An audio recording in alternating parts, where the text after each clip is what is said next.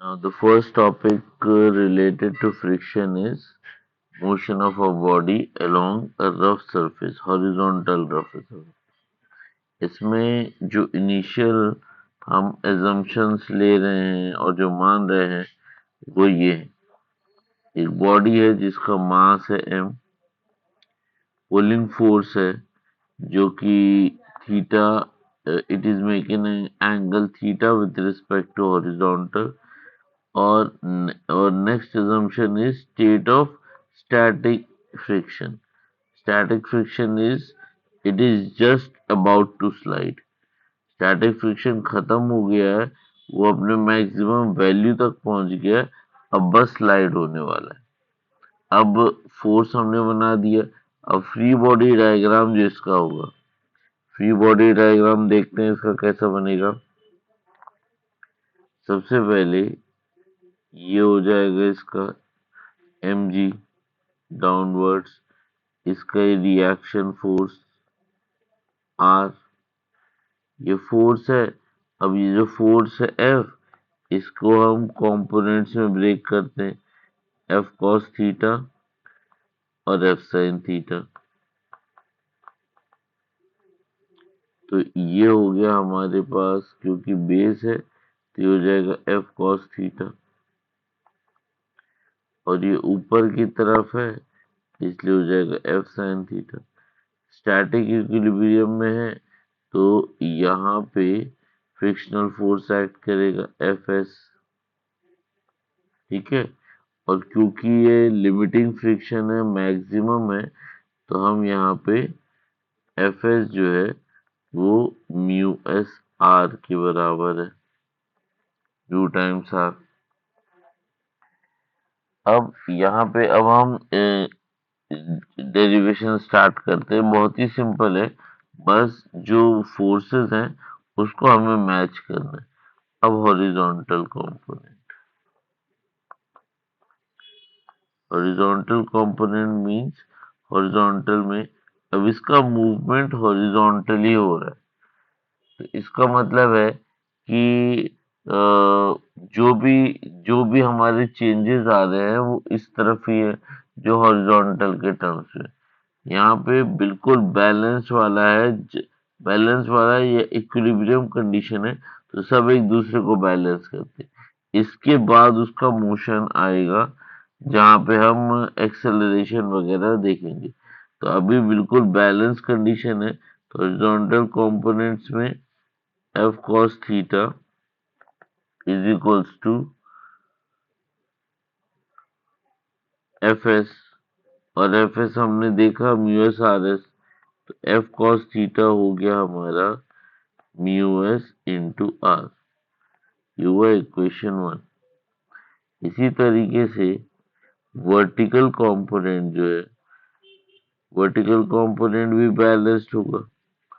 Vertical component balanced होगा तो F sin theta plus R is equals to mg। ये हुआ सेकेंड। अब दो ऑप्शन है, दो ऑप्शन ऐसे हैं कि या तो पॉज करके ट्राई करके देखना इन दोनों इक्वेशन में से सॉल्व करके फोर्स की वैल्यू निकालना, ठीक है, और उसके बाद फिर इसके आगे का देखना। अब मैं यदि इसको आगे कंटिन्यू करता हूँ तो ऊपर से मुझे आर की वैल्यू मिल जाएगी। मुझे एफ तो चाहिए, from equation 1 R is equals to, बहुत ही सिंपल डेरिवेशन है, आर की वैल्यू मिल गई, आर की वैल्यू सब्स्टिट्यूट करेंगे तो F sine theta plus F cos theta mu s. बस ये याद रखना कि कौन सा, वो जो इससे पहले का वीडियो है कि उसको क्यों हम कर रहे हैं अलग अलग कंडीशन में। अभी अल्टीमेटली हो जाएगा F mu s sine theta plus cos theta is equals to mu s m g, ठीक है। अच्छा, तो यहाँ से एफ की वैल्यू मिल जाएगी mg upon cos theta plus mu s sine theta. ये फोर्स का एक फॉर्म हो गया। अब मैं इसको थोड़ा मॉडिफाई ऐसे कर सकता हूँ कि म्यू एस की वैल्यू जो है, म्यू एस की वैल्यू चेंज कर दूं। अब म्यू एस का केस क्या होता है, हमें जो डेफिनेशन थी एंगल ऑफ फ्रिक्शन की, by definition of angle of friction,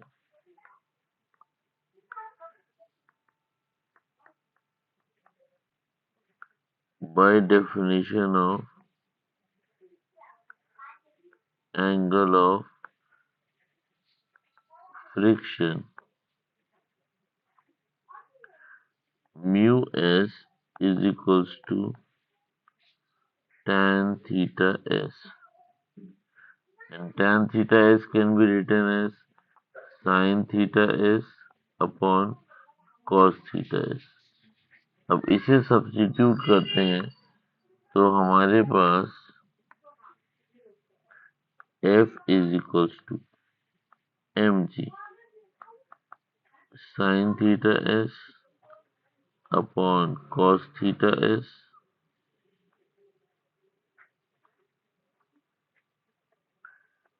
cos theta plus sin theta s cos theta s into sin theta। Further solve करेंगे तो हो जाएगा mg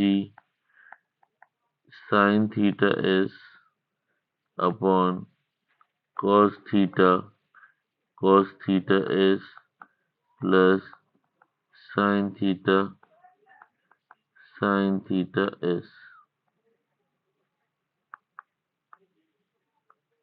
mg sin theta s cos theta minus theta s। ये force का final या दूसरा form है, modified है, और कुछ नहीं किया हमने इसमें, सिर्फ थीटा एस की वैल्यू एंगल ऑफ फ्रिक्शन की डेफिनेशन से ला दी। अब आती बात कि यदि मैं साइन थीटा कॉस थीटा का यूज करके वैल्यू निकाल लेता हूँ तो मैं ये बता पाऊंगा कि उसको म्यू के टर्म्स में एक्सप्रेस कर सकता हूँ। अब जैसे यहाँ पे मैंने म्यू एस की वैल्यू डाल दी, अब यदि मैं उसकी जगह एक और मॉडिफिकेशन करूं, मॉडिफिकेशन ऐसा mu s is equal to tan theta s, इसमें से ही निकालेंगे मॉडिफिकेशन। अब यदि मैं एक ट्रायंगल इमेजिन करता हूँ इसमें ये एंगल है theta S, tan theta is perpendicular upon base, तो it is tan theta S is equals to mu s, तो this is equal to perpendicular upon base, perpendicular mu S हो गया, base sorry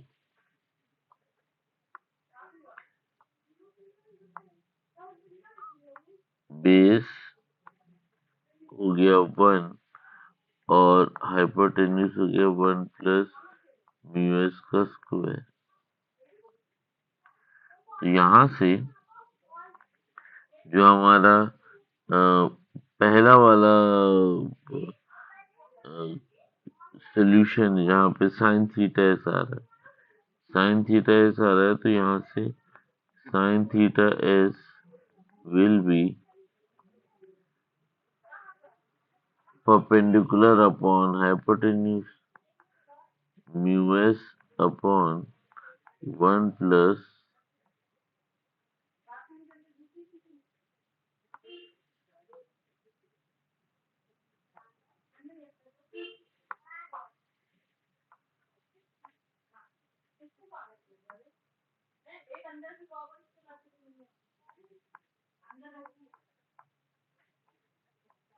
ये sine theta इसकी value निकल आई। अच्छा, ये एक मॉडिफिकेशन है। दूसरा मॉडिफिकेशन है कि जैसे फोर्स है, अब फोर्स हमारा मैक्सिमम कब होगा, ये सॉरी मिनिमम कब होगा, एफ मिनिमम।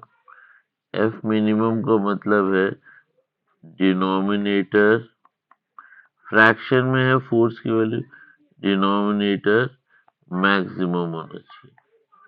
डिनोमिनेटर मैक्सिमम का मतलब है cos theta minus theta S, ये मैक्स होना चाहिए। और कॉस थीटा या कॉस की मैक्सिमम वैल्यू जो है वो 1 होती है। इसका मतलब है cos theta minus theta S should be +1। और ये 1 कब होगा, जब कॉस 0 होगा। मतलब एंगल कितना होना चाहिए, 0 डिग्री होना चाहिए। 0 डिग्री का मतलब theta minus theta s is equal to 0, theta is equal to theta s. इस कंडीशन में मिनिमम फोर्स अप्लाइड होगा, ठीक है, उसको मूव कराने के लिए। तो एफ मिनिमम हमें मिल जाएगा mg साइन थीटा एस। और अभी हमने साइन थीटा एस की वैल्यू निकाली, तो mg mu s upon root of 1 plus mu s का स्क्वायर। ये मिनिमम फोर्स की रिक्वायरमेंट है या मिनिमम फोर्स है that is required so that the box just starts moving, ठीक है।